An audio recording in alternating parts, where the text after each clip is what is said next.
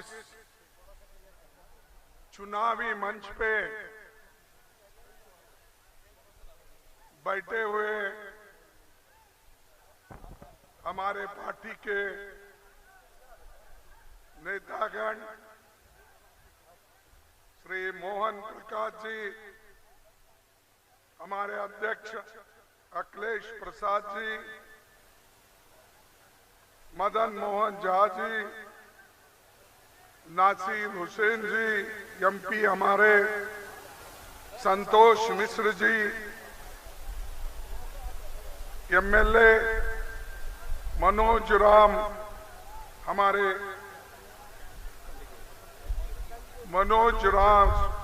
हमारे जो कैंडिडेट है, उम्मीदवार है, अभी आपके सामने तकरीर किए वो यही है जिनका निशान पंजा है। संतोष मिश्र जी, संजय कुमार तिवारी जी, सुनील कुशवाहा जी, कांग्रेस जिलाध्यक्ष कन्हैया सिंह जी, अकुल राम, विजय यादव जी सीपीआई एमएल और अकुल राम आरजेडी से, श्रीमती कमला सिंह सीपीएम, सूरदास बिन वीआईपी जिलाध्यक्ष, सूरदास लिखे ना, चलो ठीक है, जो तुमने लिखा हमने पढ़ रहा है, नहीं तो यही छोड़ देंगे। रंगलाल पासवान, विश्वनाथ राम, विनोद पांडे, अनिल तिवारी, सुरेंद्र पाल, उपेंद्र सिंह, राधेश्याम कुशवाहा, संजय पासी, मौला यादव, डॉक्टर पुनीत सिंह, प्रकाश सिंह, अखिलेश त्रिपाठी और अशोक पांडे, यमुना शुक्ला, बिरजू पटेल आरजेडी, ये सभी नेतागण यहाँ पर बैठे हैं। उसके अलावा भी बहुत से हमारे प्रमुख कार्यकर्ता भी इस मंच पे है और सबसे हमारे को महत्वपूर्ण आप लोग हैं, मेरे भाई और मेरे युवा नेता, और इस धूप में दूर दूर ठहरी हुई मेरे माताएं, बहनें, युवा मित्रों, किसान भाइयों, आप सबको मैं मेरे पार्टी की ओर से आदर से स्वागत करता हूं। मैं यहाँ जो पुलिस ऑफिसर्स है बड़े, उनको एक मैं सलाह देना चाहता हूं। मीटिंग में जो लोग आना चाहते हैं उनको आप छोड़ दीजिए। यहाँ कोई गड़बड़ करने वाले नहीं है, लेकिन सुनने के लिए जो आएंगे यहाँ पर 15-20 मिनट रह के फिर वो वापस चले जाएंगे। तो इसलिए मैं कहता हूँ, देरी करे बगैर अपने लोगों को बोलिए कि जल्दी उनको अंदर भेजने के लिए। साथियों, सासाराम लोकसभा सीट हमारे लिए बहुत महत्व रखता है। इसीलिए महत्व रखता है, ये कैमूर और सासाराम दोनों जिलों का बहुत गौरवशाली इतिहास रहा है। 1857 की महान क्रांति से लेकर आजादी के आंदोलन में इसका बहुत बड़ा योगदान है। आज हमारी सभा जगजीवन राम मैदान में हो रही है और सासाराम संसदीय सीट और बाबू जगजीवन राम को पूरा देश जानता है। बाबूजी देश के उप प्रधानमंत्री और हमारी कांग्रेस पार्टी के अध्यक्ष भी वो रहे। स्वतंत्रता सेनानी और राष्ट्र निर्माता के रूप में उनका कंट्रीब्यूशन बहुत है। सामाजिक अन्याय, भेदभाव, छुआछूत के खिलाफ जीवन भर लड़ते रहे। एससी, एसटी और कमजोर तबकों को न्याय दिलाने के लिए हमेशा लड़े। जगजीवन राम जी लगातार यहां से 8 बार चुन के आए। 8 बार चुन के आए ना, तो किसी चुनाव में हारे नहीं। अब ये मनोज कुमार कैसा हारेगा? उन्होंने भी हारे नहीं और ये भी हारेगा नहीं जब तक आपकी आशीर्वाद है। वो चुन के आएगा, भारी बहुमत से आएगा। 32 साल अधिक समय तक बाबू जगजीवन राम जी कैबिनेट मंत्री रहे, रेल मंत्री रहे, कृषि मंत्री रहे, रक्षा मंत्री रहे और विकास में उन्होंने बहुत कुछ काम इस देश में किया। जब देश 71 की जंग में 50 साल अब हम उसको मना रहे हैं, तो हमारे प्रधानमंत्री मोदी जी ने तो इंदिरा गांधी जी और बाबू जगजीवन राम जी का नाम लेने भी जरूरी नहीं समझा। क्या ये बिहार और बाबूजी का अपमान नहीं है? वो कहते हैं कि 71 के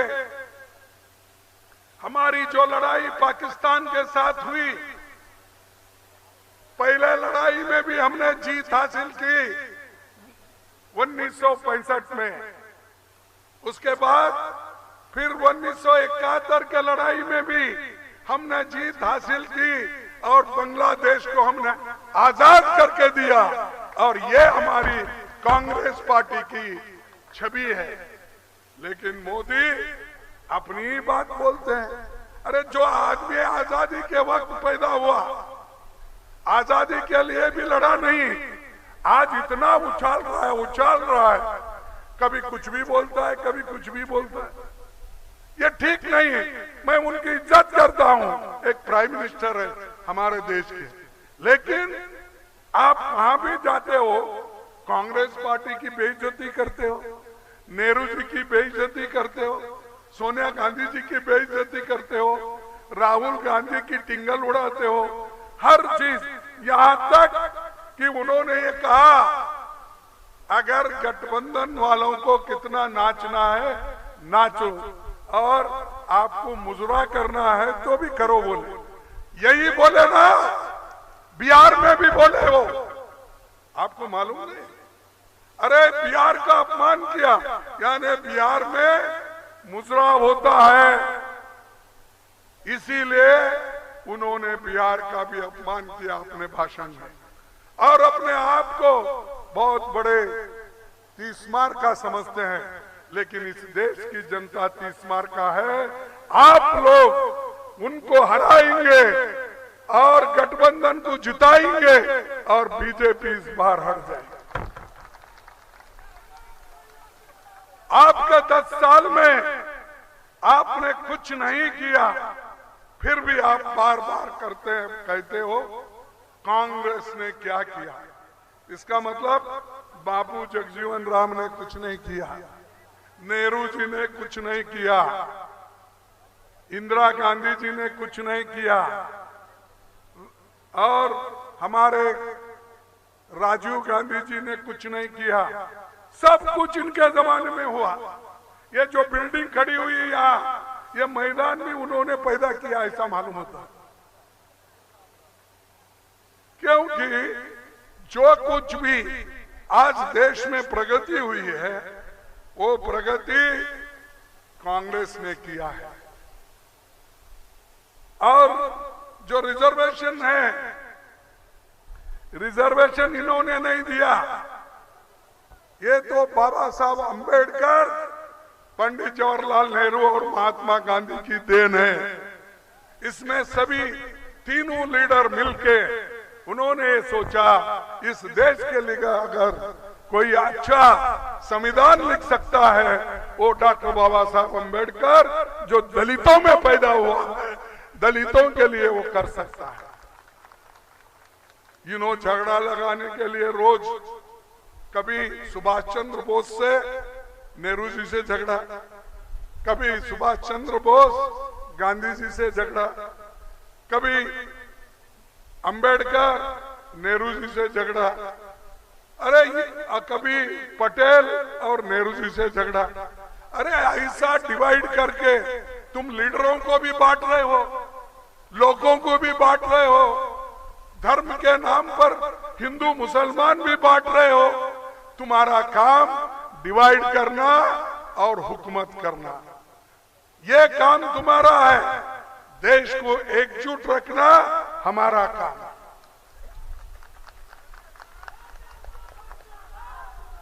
इसीलिए तो राहुल गांधी ने कन्याकुमारी से लेकर कश्मीर तक भारत जोड़ो यात्रा पैदल चले। यहां तो मोदी साहब अगर आ रहे हैं, इनके पीछे 20-25 हेलीकॉप्टर घूमते रहते ऊपर उधर। जब इलेक्शन प्रचार को भी आते हैं 3-4 हेलीकॉप्टर लेके, और लोगों में कभी नहीं आते, फोटो में दिखाने के लिए लोगों को कभी ऐसा लेते हैं, फोटो लाता है। आप देखेंगे टीवी में दिखाने के लिए 1 या 2 फोटो निकाल के वही डाल देते हैं। अरे भाई, तुम सच्ची ईमानदार हो, देश के लिए अगर आप करना चाहते हो, सब गरीबों को गले लगा लो। ये अमीरों को गले लगाने के बजाय हमारे गरीबों को अगर गले लगाएंगे, ये देश की उन्नति होगी, देश की प्रगति होगी।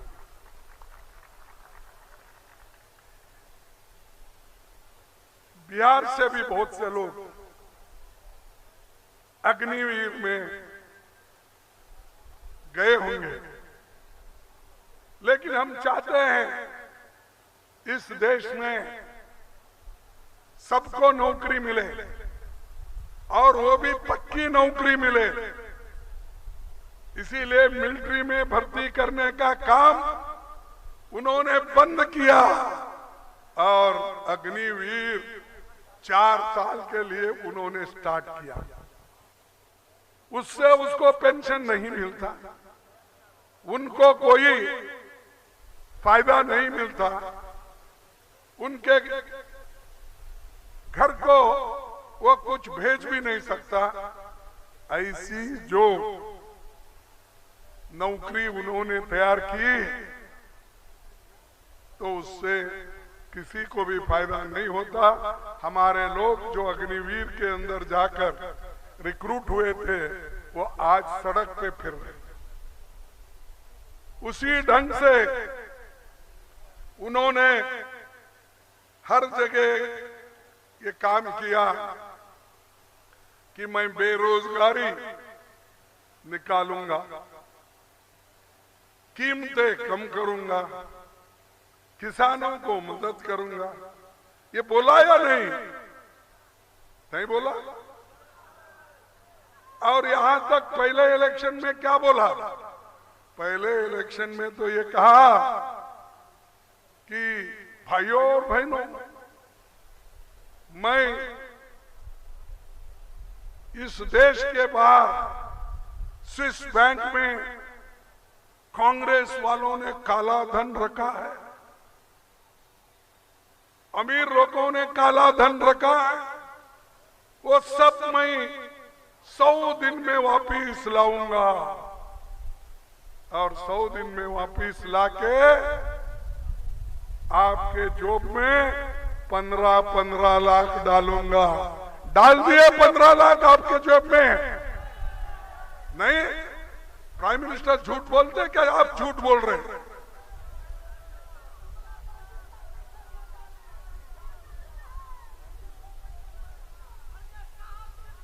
अरे छोड़ो भाई, एक झूठ माफ करो, एक झूठ माफ करो। दूसरी, फिर 15-16 में उन्होंने बोला, मेरे युग भाइयों, नौजवान साथियों, मैं आपको 2 करोड़ नौकरियां हर साल दूंगा। अब 10 साल में 20 करोड़ नौकरी मिला आपको? नहीं मिला, वो भी नहीं मिला। ये क्या आप देखो बदनाम कर रहे हो मोदी को। बाप बेचारा मोदी 2-2 करोड़ नौकरी देने की बात की, 15 लाख देने का बात किया, उसको झूठा साबित कर रहे हो। वो अच्छा आदमी है, हरिश्चंद्र का बेटा है, और उसको आप झूठा समझ रहे। जो वायदा करते वो देने वाले हैं। ये दिए होंगे आपको, आप लोग लेकर भी हमको झूठ बोल रहे हैं। नहीं, छोड़ो, ये भी एक झूठ होगा। उन्होंने ये कहा कि किसानों की आमदनी दुप्पट कर दूंगा। कितना करूंगा? दुप्पट करूंगा। क्या आपकी आमदनी दुप्पट हो गई किसान भाइयों? वो भी नहीं है, वो भी नहीं है, वो भी नहीं। अरे ठीक है भाई, ये एक झूठ छोड़ दो।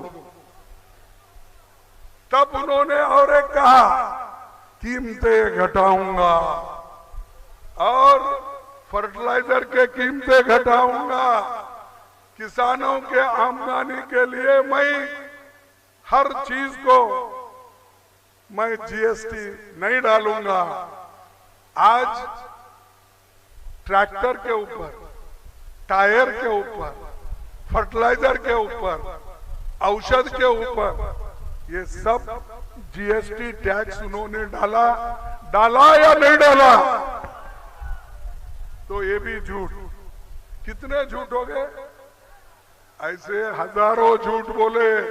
इसीलिए मैं हमेशा उनको बोलता हूं, हमारे मोदी जी, प्रधानमंत्री जी, वो झूठों के सरदार है।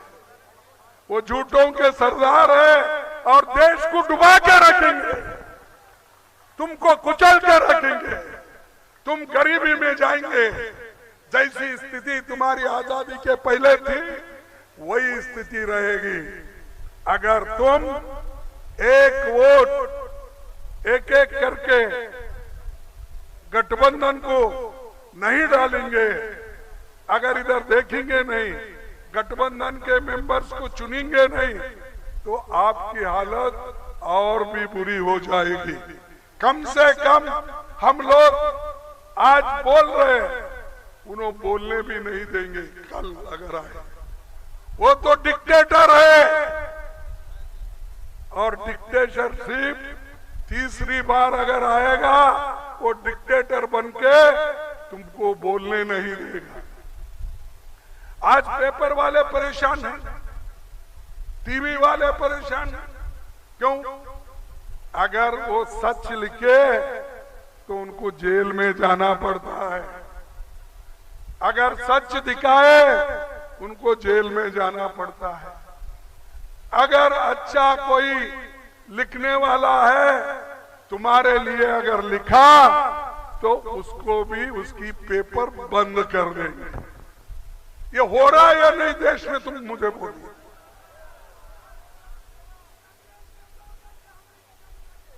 इसीलिए हमारी अगर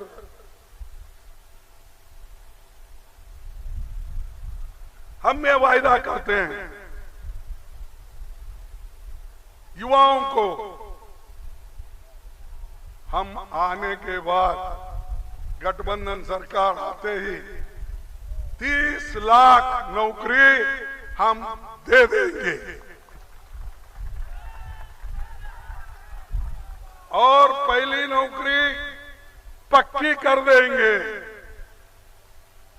युवा रोशनी के लिए 5000 फंड हम हर स्टेट में रखेंगे। और आज जो नौकरियां बुलाते हैं, बुलाने के बाद जल्द से जल्द पेपर लीक होता है। अरे इधर बच्चे हमारे पढ़ते हैं, रात भर पढ़कर वो लोग जागकर अपनी तैयारी करते हैं, लेकिन जब वो तैयारी करके एग्जाम को जाते हैं, परीक्षा देने के लिए जाते हैं, उसी दिन पेपर लीक होता है। ये कैसा होता है? अरे इस देश में पेपर लीक होता है, वो गवर्नमेंट देखती नहीं उसे। लाखों बच्चे तैयारी करते हैं, उनके लिए तुम क्या कर रहे हैं? हम आगे पूरी कोशिश करेंगे हमारे नौजवानों को साथ देने के लिए, उनके भविष्य बनाने के लिए पेपर लीक नहीं होने देंगे। और मैं ये भी कहूंगा कि कांग्रेस हमारे कुछ गारंटीज है। अब मोदी की तो गारंटी आपने सुना या नहीं सुना? 15 लाख का, 2 करोड़ का, डबल इनकम का, बुलेट ट्रेन का, ये सब उसके ही है गाने बजाने। अरे सुनो भाई, खूब मेहनत करो, चुनाव में जीत के लाओ, फिर जिंदाबाद की घोषणा करो।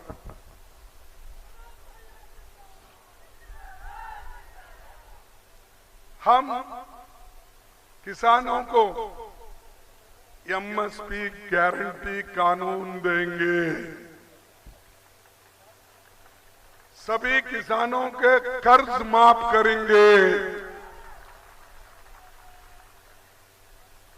जीएसटी मुक्त खेती के जितने भी सामान हैं वो जीएसटी निकालेंगे। और जो बीमा योजना है वो 30 दिन में हम आपको अपने अकाउंट में डालेंगे। ये हमारा वायदा है। और आजकल मोदी जी हमेशा अजीबो गरीब बात करते हैं, मेरे को समझ में नहीं आ रहा। एक देश का प्रधानमंत्री है, जो प्रधानमंत्री इस देश का है, उनको उल्टी सीधी बातें नहीं करना चाहिए। कहीं कुछ बोले, कहीं गए भैंस की बात बोले। सुने आप? क्या सुने? बोलो। 2 भैंस है आपके घर में, तो 1 भैंस मुसलमान को देंगे, ये बोला उन्होंने। 2 एकड़ जमीन है, 1 एकड़ जमीन कांग्रेस वाले छीन लेंगे,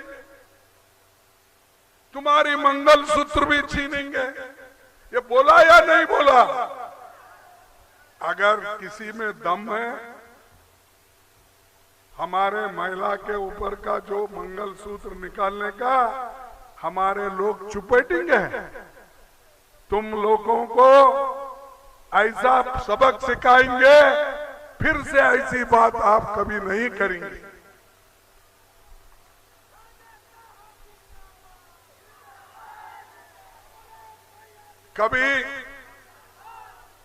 कभी मंगलसूत्र की बात, लेकिन कभी महंगाई की बात नहीं करते, बेरोजगारी की बात नहीं करते, किसानों की बात नहीं करते, और भूखे पेट से जो लोग हैं उनकी बात कभी नहीं करते।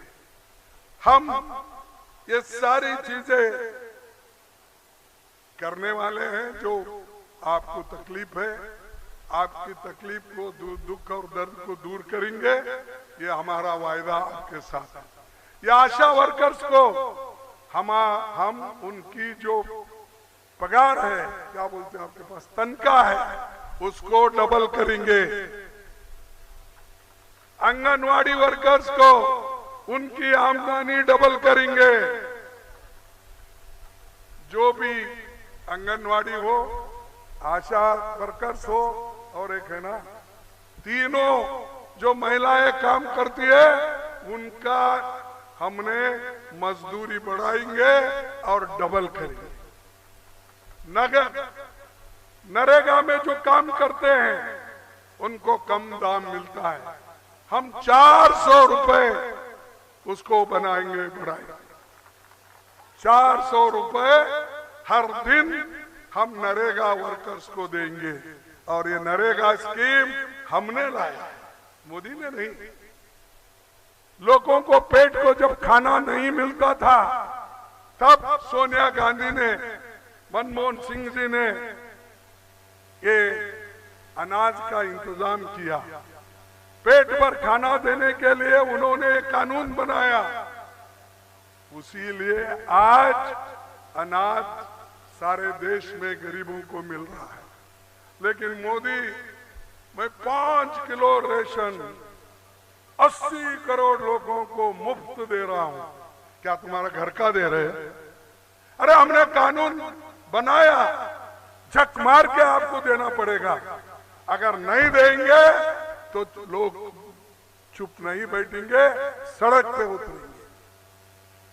तो ये है झूठे लोगों के वायदे, लेकिन हमारे हैं तुम्हारे को, तुम्हारे तक आने का, तुम्हारे तक मिलने का। तुम्हारे को जो हमने वायदा नहीं भी किया था, लेकिन हमने देखे इसको रखा। उसके साथ साथ आज इंडिया गठबंधन जो है मजबूत पार्टी बन रही, सब जगह से हमने एक हुआ। जैसा कि आरजेडी यहाँ है, सीपीआई पार्टी यहाँ है, सीपीआईएम यहाँ है, सीपीआईएमएल है, सब उनके साथ दूसरे छोटे मोटे पार्टीज भी हम साथ मिले हैं। हाँ, वीआईपी, ये सब पार्टियां हैं यहाँ पर, लेकिन डीएमके है हमारे साथ, शिवसेना है हमारे साथ, और दूसरे पार्टियां भी जहाँ जहाँ अलग अलग राज्य में अलग अलग पार्टियां हैं, उन सबको 26 पार्टी मिलके तुम्हारे लिए हम लड़ रहे हैं। तुम मोदी के खिलाफ लड़ रहे हो। ये लड़ाई जनता वर्सेस मोदी है। ये राहुल गांधी और मोदी की लड़ाई नहीं है, ये जनता वर्सेस मोदी।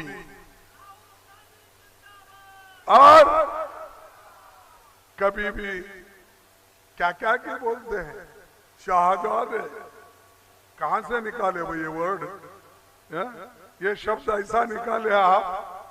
14-10 साल के बाद उनको मालूम हुआ कि राहुल गांधी शहजादे हैं।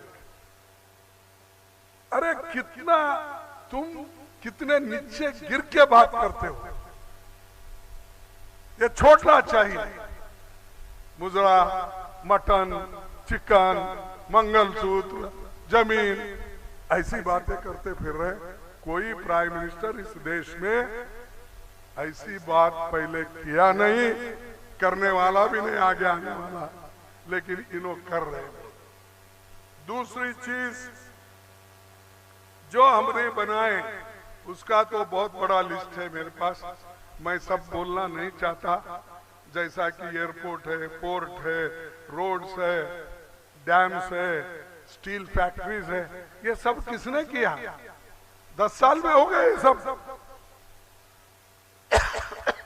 तो मैं ऐसी सरकार को हटाओ जो हमने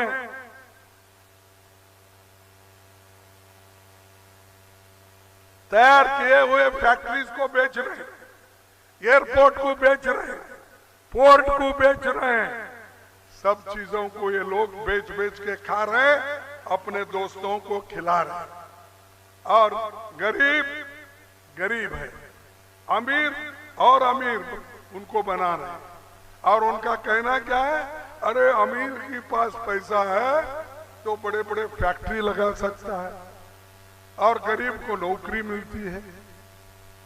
अरे हमारे को नौकरी देने के लिए तुम अमीर को फैक्ट्री लगाने के लिए पैसे अपने देते हो, वो ला के डालने दो।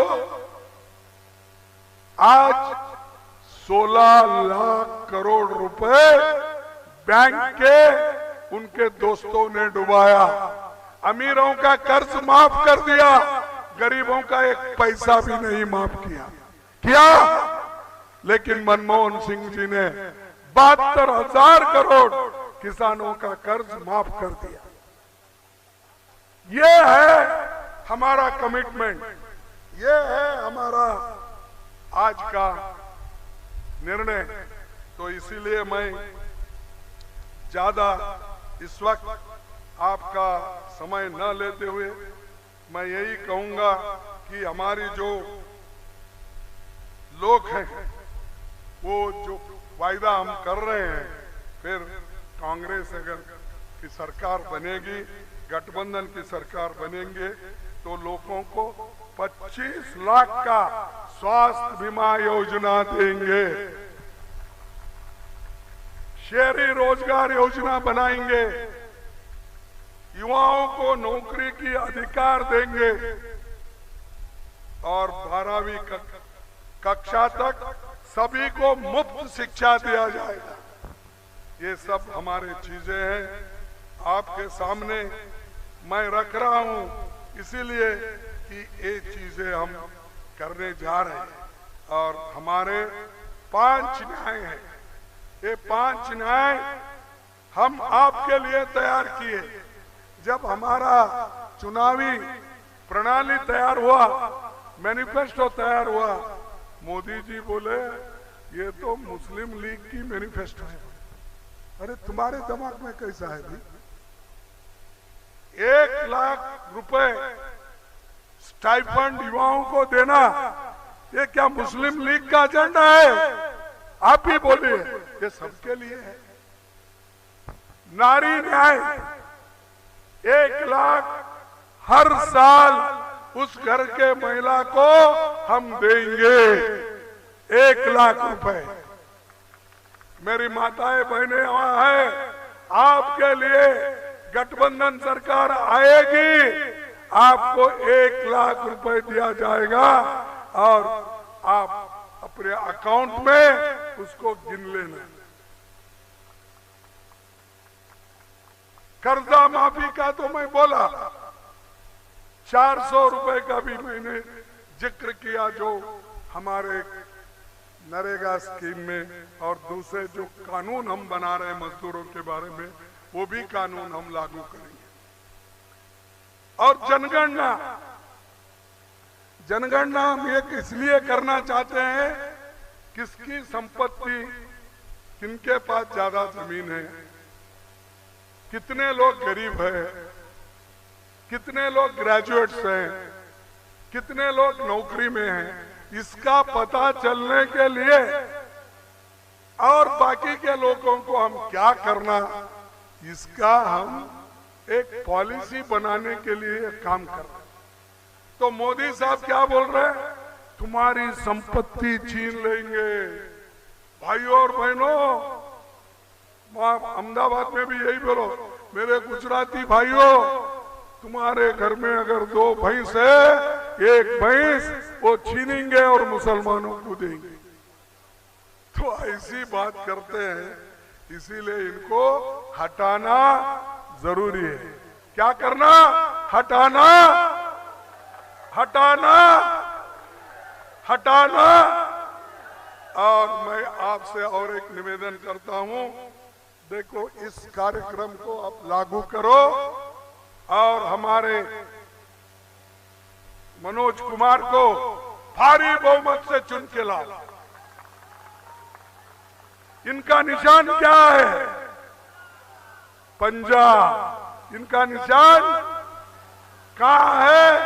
नंबर 1 पे है, नहीं 1 नंबर पे है। देखो 1 नंबर ही आना चाहिए विजय होके बाहर। और हमारी लड़ाई सिर्फ 4 पे है। हम ये चाहते हैं, एक तो बेरोजगारी का, एक चाहते हैं हमारी कीमतें घटाने का, तीसरा हम चाहते हैं इस देश के संविधान को बचाने का।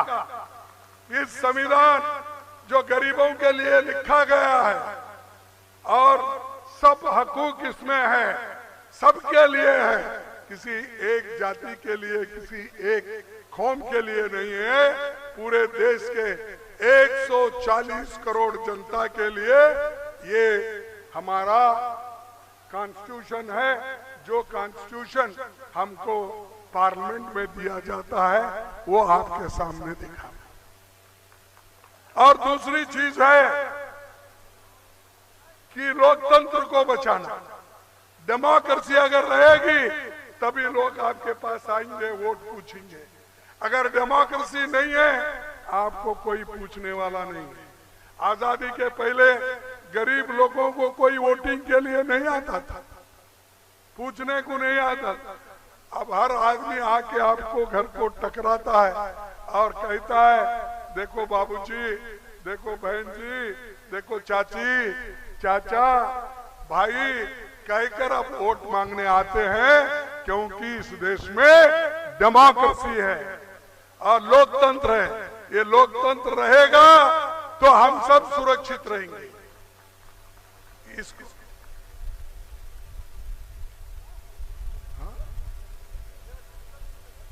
तो ये जो है, और इलेक्शन भी मैं यही कह रहा था कि इलेक्शन भी हो जाएंगे। डेमोक्रेसी नहीं तो मोदी डिक्टेटर बन के आएंगे, हुकुमशाह, और वो जो बोलेंगे वही हो जाएगा। इसलिए ये डिक्टेटरशिप को हम सत्ता पे आने नहीं देंगे। ये काम आपको करना है। इसीलिए मैं ज्यादा वक्त न लेते हुए आप सबको एक एक आदमी कम से कम 100 वोट लाना चाहिए, 100 वोट। और बाकी के लोग तो वहां जो घर में बैठे उनको भी मैं विनती करता हूं, वो भी एक एक आदमी घर घर फिर के अगर 100 वोट लाएंगे तभी हम कुछ कर सकेंगे। नहीं तो जिंदाबाद बोलते तुम यहीं ठहरेंगे या कुछ और बातें कह के आप यहीं हमको तालियां बजा के भेज देंगे तो ठीक नहीं है। तो इसलिए मैं इतनी बात कह के अपने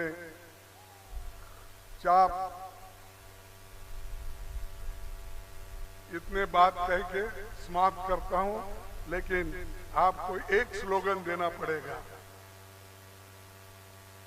संविधान। आप बोलेंगे बचाओ संविधान। बड़ी से बड़ी खबर, क्राइम से लेकर राजनीति तक किस नेता ने 5 साल में क्या काम कराया।